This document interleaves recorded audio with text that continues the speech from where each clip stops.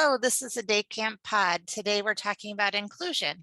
And to be specific, inclusion can be any set of people. Today we're talking about non-neurotypical or different needs campers and how we go about including them. The reason this subject is part of the reason it's near and dear to my heart is I've had a lot of years with a lot of diagnoses and had to feel my way through. So what we're going to try and do is give you some resources and support that you can use when you run into new people. And I was at the day camp cafe at Nationals, and I was at the inclusion table, and it seemed like most of the people there were looking for information on specific diagnoses or assessments. What do you ask the parents before they come? And then also, and above all, how to train their staff. So today we have Allison Krabill, and she's going to give you her origin story and talk about what she does. Yeah, thank you so much. I'm so excited to be here. I grew up going to overnight camp in Mississippi.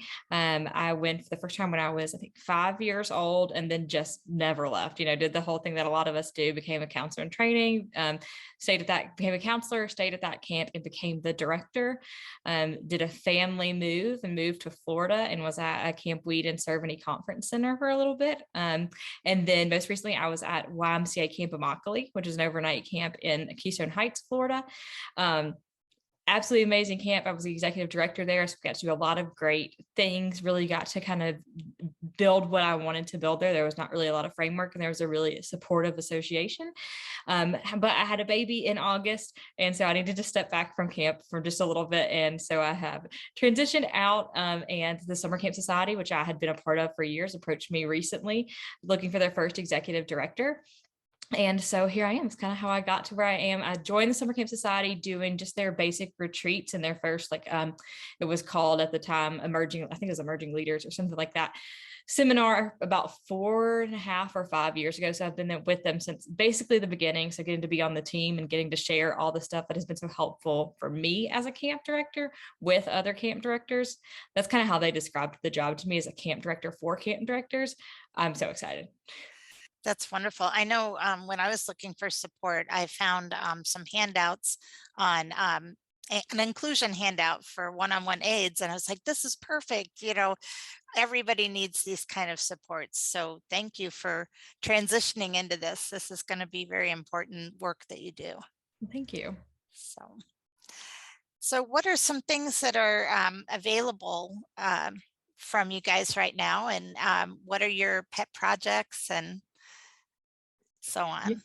Yeah, absolutely. So we just wrapped up yesterday our inclusion specialist training, and inclusion specialist is a tagline that we've kind of used for a few years because it is a position that ideally every camp would create, right? But we also know that camp budgets do not allow that, and that's okay.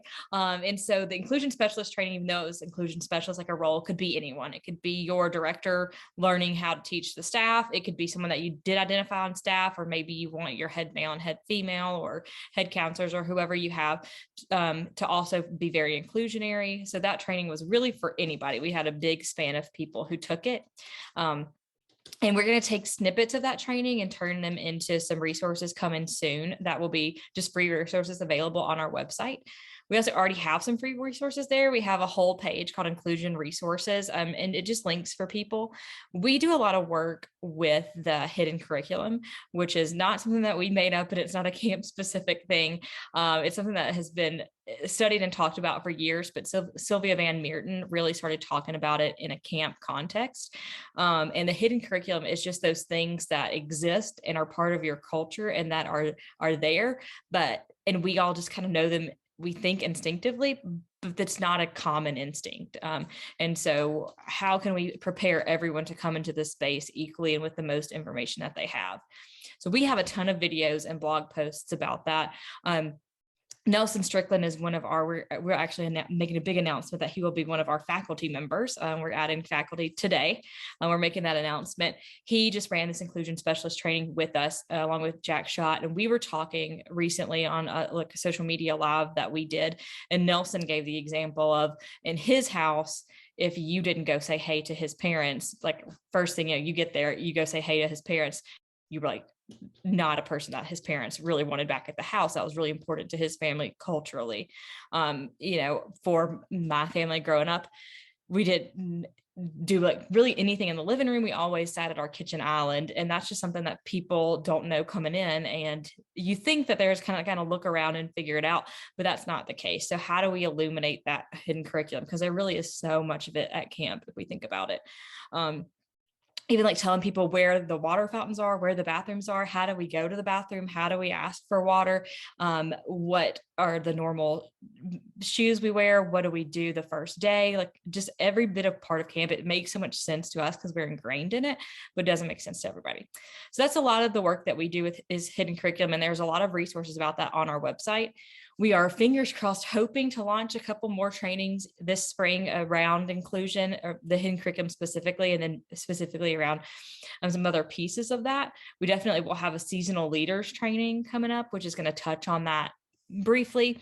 It's not going to go as in depth as the inclusion specialist, but the inclusion specialist guide was created a few years ago, and that's available on our website. And that's just a free resource that you can download and use with your staff or give to your staff as an example. Again, we're going to turn some of those slide decks from the training into free downloadable resources as well. And I think that right now, those are the big resources that we have. I'm getting a ton of blogs. If you visit our website, it's linked to a lot of, we talk about this a lot. And so that's just free things that anyone can go read. And they're really helpful. And you can send them out early to your staff and have them. We know they don't love to read stuff, but that you can put it there and hopefully they use it. That's great. And could we maybe get some of the links to the resources on the show notes? Yeah, so absolutely. After the show's done, make sure you take a look at the show notes to get you there quick and easy. But your inclusion specialist handbook is what hooked me in with you right away, because I hadn't seen that done by other people. I'm lucky here in Illinois because the park districts have a special rec agency that serves the park districts. So what they do here is they help us assess. In some places they provide staff, not for me though, because I've been doing it so long that I hire and they train.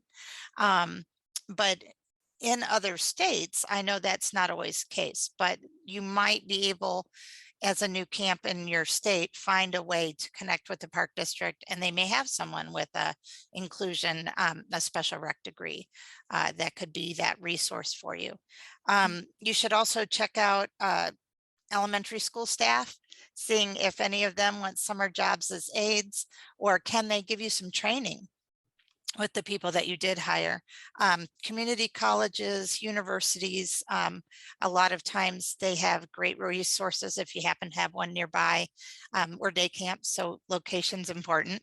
Right.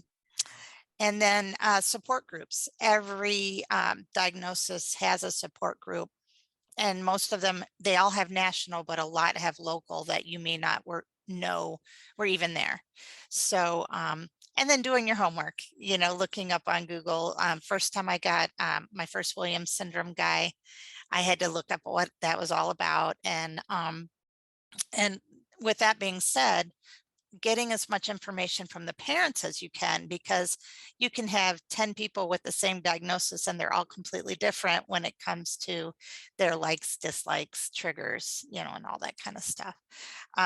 So those are some more resources out there. And I love the partnering with parents, because not only is it going to set you up for success as a camp and set the camper up for success, but a lot of times parents can feel pretty isolated, and when they have a diagnosis, and they feel like people are always trying to put them in these buckets, or they don't often in a school setting, unfortunately, at least in the South, have people reach out to them and say, like, we're partners in this. How can we do that together? So you can be like the bright spot of someone's whole year just by having conversations with them that are going to benefit you anyway. So it's definitely worth doing. Absolutely. And, we've all had those parents or those children that has shown up and we had no idea that they needed more support. And a lot of times that's because the parent had a bad experience with somebody previously and they're afraid to disclose that they need the help. Yeah, exactly. And even realizing when we can't do it, I think is important. We always want to, but we had a situation. I was consulting with the camp recently with their spring break camp that they had. And that camper had been there before. Her behavior was no different than it ever had been before. That camp was lower staffed than they ever had been before. So while she was used to having a little bit more one-on-one time, a little bit of time that she could be, calm and someone could sit with her outside, they weren't able to provide that anymore. Right. And so I talked to the camp director and the parents, and we decided, hey, she's not getting sent home for behavior reasons, but we want her to love this camp, but she's going to love this camp a lot more if she comes back in summer and isn't here for the rest of the week, because it's not her behavior, it's our ability to respond to her behavior this week. And so I think taking a look at that and being open and honest about that is important as well. That's fantastic. I have a little Downs boy that is with us during the school year, and he's wonderful. He's made such strides and is so comfortable in his before and after school, but now he's going to come to camp. And now it's open water, it's a lot of open area. So we partnered early with the parents about, okay, should he be in a younger age group with his brother because there's more of a structured environment there that he's already comfortable with and it's his home school, or do we try it out in the other area? And so, trial and error sometimes, trying to think through ahead of time where they will have the most success and be the happiest. But then if that's not working, what can we do to switch gears and maybe a different situation would work? But yeah, one of my favorite camp stories is we had a camper, no diagnosis, just obviously camp wasn't his thing, which I think is true for this and fits along with inclusion. And he was 13 years old, so smart for his age, came up to me and said, Miss Allison, what you're doing here is great. Like, this is an impressive business. You have it together. It is clean. It is exciting. There's a lot going on. It's not for me, and I'd like to go home now. So I called parents and I'm like, normally I would try to work with them if it's homesickness. He's not homesick. He just very factually knows that this is not for him. And they said, oh, we know. That's why we want him there. And so I was like, okay, what are we going to do? And just taking a couple seconds to say, okay, well, what do you like to do? How can we make this work? And he said that he wanted to read a book, be able to read a book during activities. We're like, no problem. You can read a book. Don't even have to go to activities as long as you sit right here where a staff member can always see you, which worked out great until it rained because it was outside. So then we said, okay, what are we going to do? He's like, well, could I read in the office? Because we had an office manager and it had windows. And so there was lines of sight and everything. And we said, okay, you can read in the office. And that by the end of the week turned into him answering the phones and being our assistant office manager, and him coming back for years as the assistant office manager. And eventually, instead of being a counselor in training, he was the office manager in training. And so this kid that never would have come back to camp grew to love it so much. He painted me a picture of camp the next year. Just because we took a couple of extra seconds to serve that kid individually. And I think that's what the inclusion specialist and inclusion is all about. And I know it gets hard because staffing is hard and our ratios sometimes have to be what they are. But when we can take that just a little bit of time to individualize things, it makes a difference in the world. Absolutely. Aligning expectations between what the parents are expecting, what the child's expecting, and what we expect at camp is sometimes difficult, and then compromising on that. That's wonderful. We have at our camp, we want them to try something once. And if they don't like it, so one of my autistic boys, I got him to do the ropes course, and then he was sitting down, doing what he likes to do. And I came by and I'm like, I'm so glad you tried that. And he goes, once. Like, okay, that's fair enough. So, because you never know when they will all of a sudden, like, he could be reading that book and then see something going on and decide to get into it at a later date. You just don't know. So right. That's wonderful. Yeah. And I didn't mention earlier, but I should have, that if people are looking for trainings, not just the resources, but they're ready to bring a resource to their camp, even if we don't add more in of our kind of group seminar classes that we do a lot of, we do have virtual trainings for your camp. So you can reach out to Nice. me and we can have Jack Schott or Nelson Strickland or another member of our team facilitate a virtual or in-person inclusion training specifically for your camp. So they get to know a little bit more about your program specifically and talk through that. That's wonderful. Wonderful. Um, you were talking earlier about culture, and I know it starts from the interview process. Um, so it's important for me. I've got about 35% of my camp have need support. And so everyone I interview, I have those kind of questions on there. And are you comfortable, being in a group? Because I'll put the inclusion aid with a counselor. So there's always team counseling. So they're part of the group, but yet they have that support person. So I always want to make sure they're all supportive. And that I think has helped finally. It took me a while to get to that decision, but it's helped with the fact that now when I get a group of counselors, they all at least are on the same page about this is important at this camp, and we wouldn't be here if we weren't going to be supportive of it. Right. So When we were talking about that in our summer camp society, you can now join as a member as people who have been with the program for a while or done a seminar with us. And our members were talking about this just the other day. How do we weed this out in our staff? How do we find this out? Because sometimes you'll ask those questions or you'll do the interview. And then at the end of the interview, or even when they get to camp, I had that happen last year. You find out things that just weren't there. And so we talked about the importance of asking those questions and then asking them in scenario based things. So you can know, are they yeah, just kind of feeding me what we want to hear? Or are they really getting it and they're supporting this? right. Yeah, they're smart. They're Yeah. intelligent college students. One of my scenarios involved if your group was approached by somebody with an obvious need, and somebody said, "Oh, I hope they're not in our group. What would you do?" Well, one of my counselors started crying when I asked that question in the interview, and I was like, "Oh my!" She goes, "That's just horrible that they would even say that." But then she, thought it through how she would approach it, and now she's been here 8 years. Yeah, I So, was going to say, as soon as you told me she cried, I was like, that's your girl. yeah, She's a winner because she cares about that. And that's so important. absolutely, yeah. Um, so training, or interviews, training, and then what are some good ideas for supporting throughout when camp starts? If you've got an inclusion aid now, and if they're not paired with another counselor, what are some examples you've seen of how people support them throughout the job? Can I support the inclusion aids? Yeah, I think the biggest thing, and this kind of, I guess it goes for all staff, but especially inclusion aids, are the checking in specifically and like, how are things going? How are you feeling? I think what additional resources you need obviously is important for all staff, but especially in that position, how can we better support you?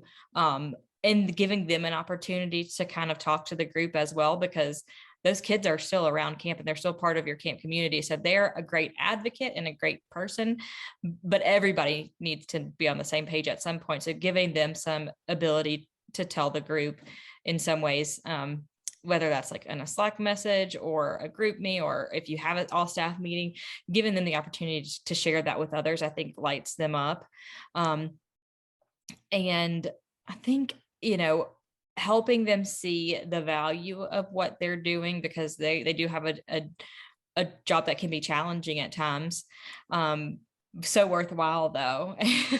And I think, it's figuring out, like anything, figuring out what makes them tick and calling out attention to that and helping them find ways to do that better. Yeah, the hardest job you'll ever love. Yes. Exhausting sometimes. Right. Yeah, even just, as directors or assistant directors, keeping an eye for when they look like they're just beat or they need to go um, to the restroom, or that day that child decided they're not going to listen to them because that's like mom or dad, they're around all the time. So now they need just a different voice to speak up that day. Yeah, and I think Um, that what you said is so important and it's so translatable too. Like, I'm stepping back from camp right now, and as a new mom, I absolutely adore my son, obviously, and most days we're good.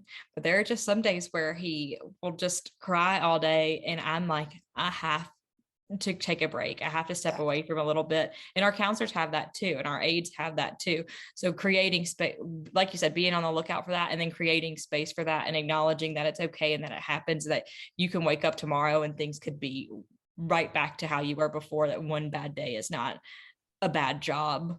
One more challenging day doesn't mean the whole week or that kid is like that. It just happens. We all have bad days, but Absolutely. giving them the space to kind of process that and be okay is really important. Another one I run into quite often is the ones that are young and are so cute. Then you've got other counselors trying to baby them and sabotaging essentially what the poor inclusion aide has been working on without meaning to or without knowing that they're doing it. So trying to get that message across. Do you have any magic ideas for that? I think it's just like story. So much for me is like stories and concrete proof that it happens. And so, like, as soon as you're saying that, we had a day camper a few years ago, and everyone, I mean, she was the youngest you could be. She was absolutely precious. She was great, and she loved some of our counselors who drove the boat. And so the boat driver said, "Oh, we got her. She doesn't have to go with the rest of the day camper. She's just going to drive the boat with us all day," which was great until one time they weren't driving the boat, and the boat driver said, "I'm not comfortable having extra kids on here." And she had to go to her regular activities.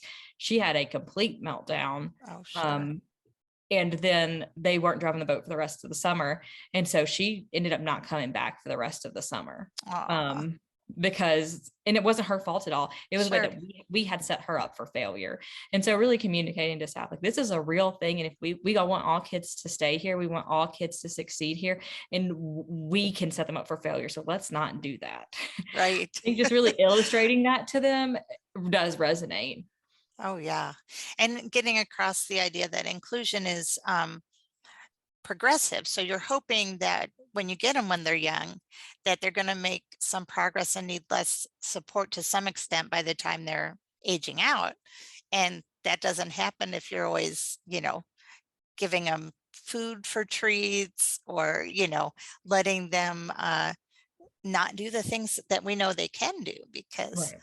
they need that independence and those skills still. Yeah, they definitely do.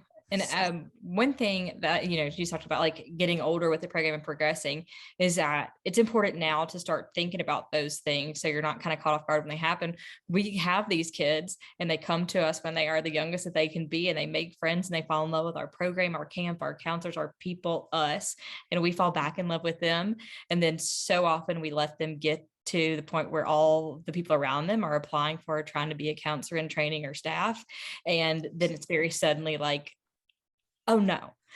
And we don't have anywhere for them to go or any real thing. And I can't imagine what it feels like, but I'm going to conjecture that it feels like a big slap in the face and really hard to get rejected by someone that you love. I mean, I guess we all do experience that in some ways. And so start thinking now about how we can handle those situations.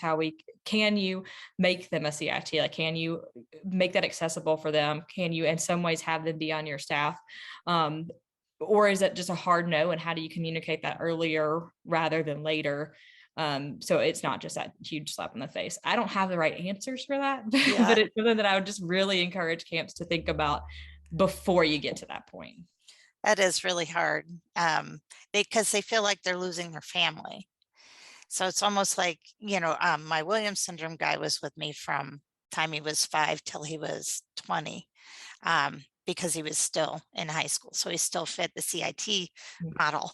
But then after that, it was really hard because he wanted to be a counselor.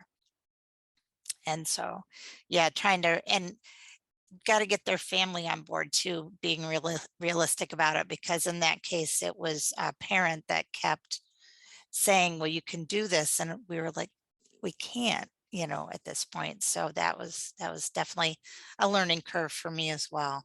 Yeah, I remember being, I think probably my first or second year as director, we had campers who, no diagnosis, but just clearly did not meet the criteria that we needed them to meet, but not in the way that you could easily turn them away.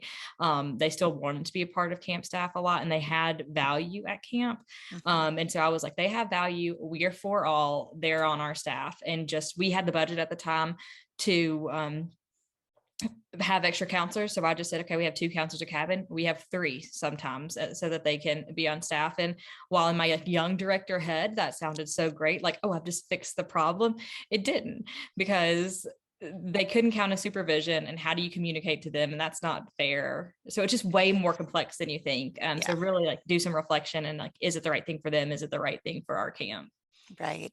I had a cerebral palsy guy that was so sharp and so personable that we had him do the front gate at the beach for a while, because he knew every parent, he knew every child, they all loved him. But then HR came in and said, if a child runs out the gate, he can't chase them. It's like, oh, that was just horrible. But he did transition into working at the movie theater, being a ticket taker, because again, he was so personable, he was so good with the customers, that he needed to be seen. He needed to be in customer service at some point somewhere.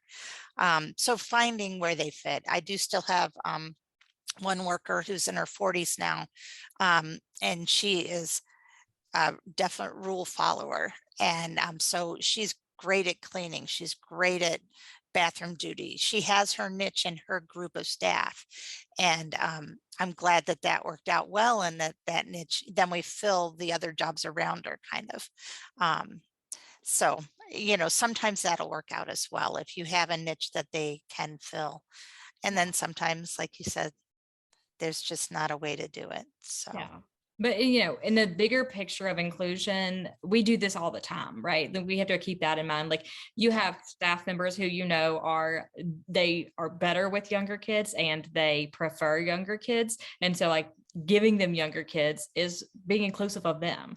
And so we are all always trying to include people, and just recognizing that all people are people, and everyone has their own unique needs, no matter what a diagnosis is, who they are, what people have told them, what you've heard. We are all people. And I think what we really try to push is that everybody needs to be included in their own unique way. Absolutely. That's just great staff supervision. Any way you cut it is seeing the talents of your staff and what they like to do. I was pleasantly surprised this week. One of my staff members who works during the school year with another boy, I thought she would want to stay with her friends and be with her friends at the one camp. And she told me yesterday, no, I'd rather stay with Evan, even though he's at a different camp with different staff. And I was like, yes. So they'll surprise you too when you give staff choices, and they get really attached as well.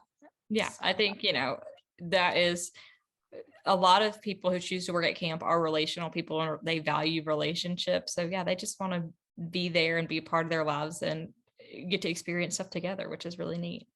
Absolutely. Well, thinking of those people who are like brand new to any of this, because like you said, you and I have experienced a lot of it so far. What would be maybe your advice for somebody who has been running a camp, but this is the first summer that they've been contacted that somebody needs support? What would be like a first couple steps, do you feel?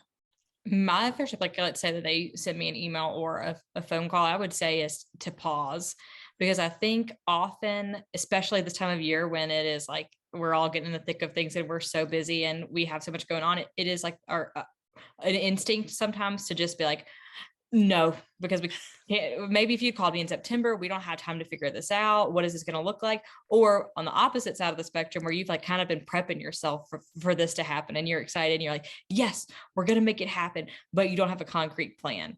So I'd say pause first, because you don't want to automatically count it out, but you don't want to overpromise and underdeliver either. So I would say, give me some more information. Let me look at this along with our camp program, and I'll get back to you in a day or two. And then really making sure that you do that. And then, get all the information that you can, ask all the questions that you can of the parent, try to make contact with a resource. There's the Summer Camp Summer Camp Professionals Facebook group, the Day Camp Professionals Facebook group. There's networks of camp communities everywhere.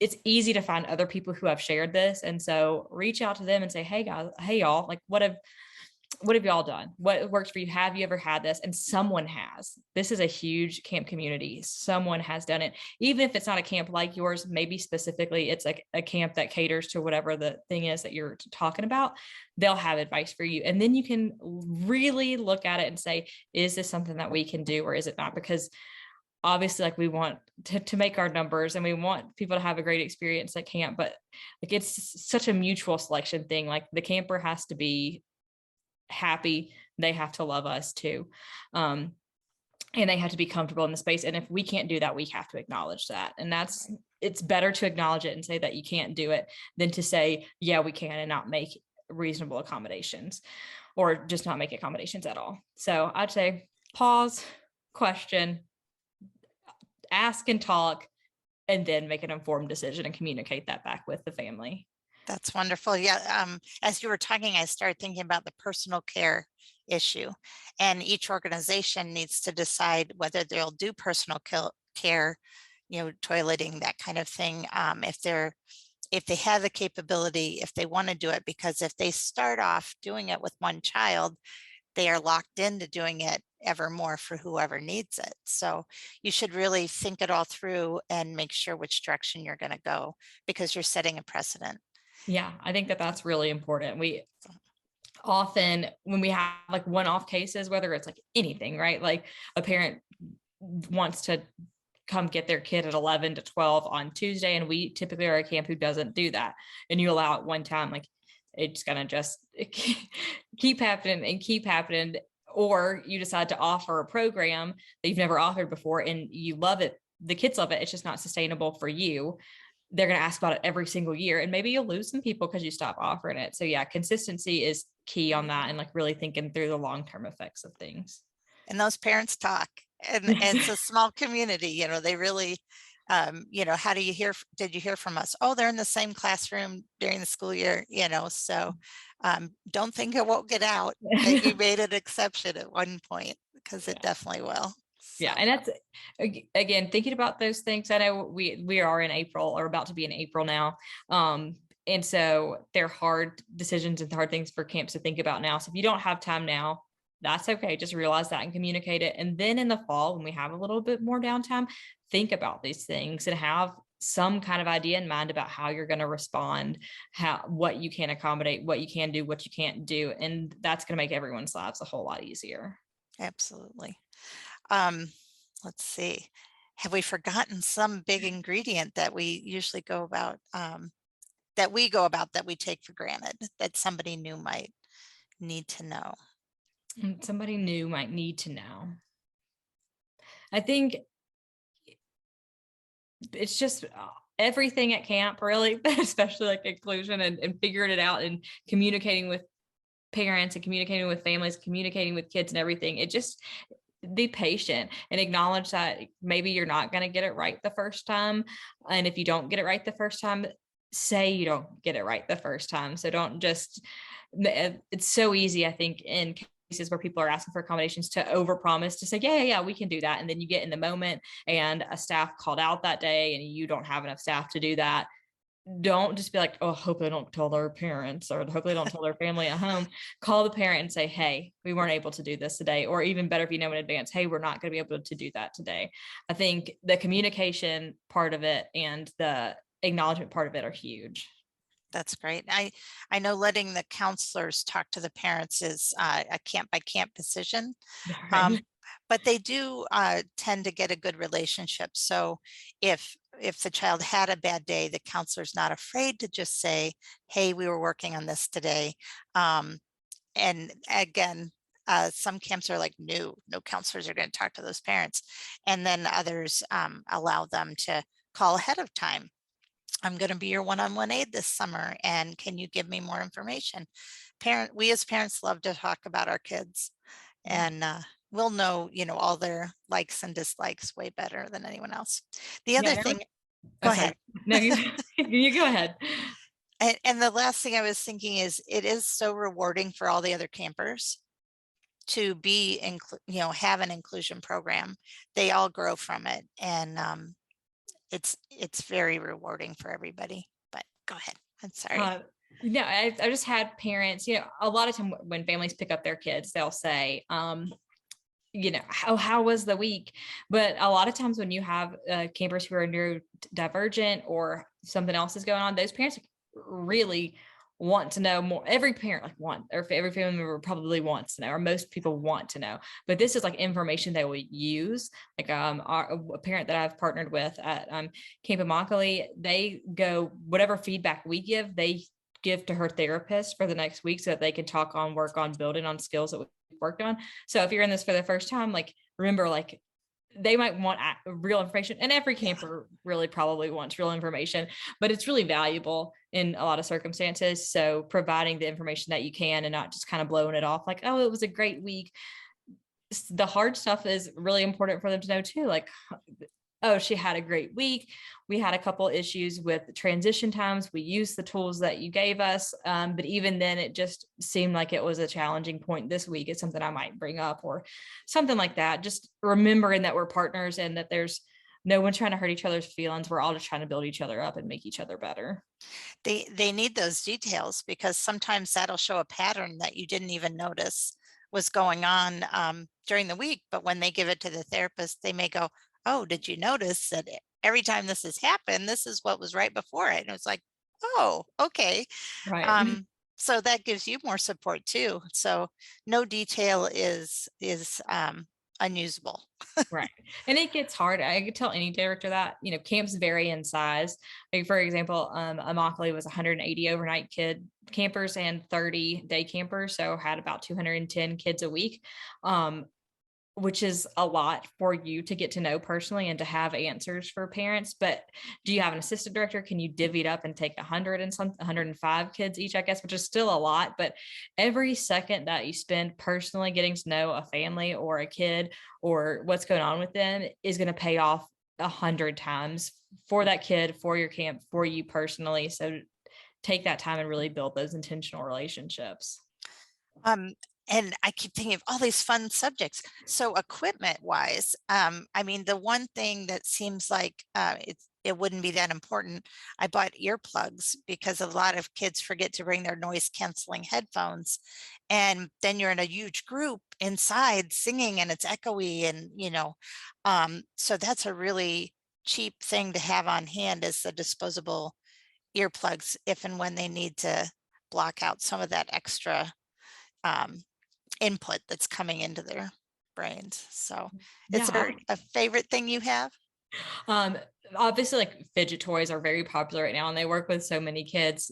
And just hearing you say that earplugs, like really having a box in like any space that you use that could have earplugs in it, could have fidget toys in it, could have crayons and markers in it, could have some sort of book in it. It doesn't have to be a ton of stuff, but just anything that would allow any kid who is overstimulated or who just needs to break to do something that's not exactly the activity, but keeps them involved enough, I think is really important. That's wonderful. And then they'll start to self mediate, they'll start to know, hey, I kind of need to go take a break in this corner. Right. So have a space that they can say, I'm overloaded. I want to go, lay on the mat for a minute. And that will be helpful too. Yeah, and I think it was Scott Arizala who I got this from years ago. I think I saw him do a video, or maybe he put it in his book. I can't remember, but the idea of like creating a secret symbol with a camper so that they can maybe it's like you just hold up 3 fingers or whatever. I can't remember the example he gave, but if you see a camper do that, like, hey, I've got to walk away for just a minute, and then finding space for them to do that. Any little tool that you can give campers to let you know when they're getting to their max is going to pay off so much for you. And also before an activity, maybe at least with your autistic kids, preloading what's going to happen. And when this happens, what do we do? So if they get out in the tennis baseball game, they know that it's okay that they pace with you around the parking lot until they're not angry again. And then they try again. And, Yeah. so everyone benefits from knowing ahead of time what the schedule is, what's happening next, having some warning.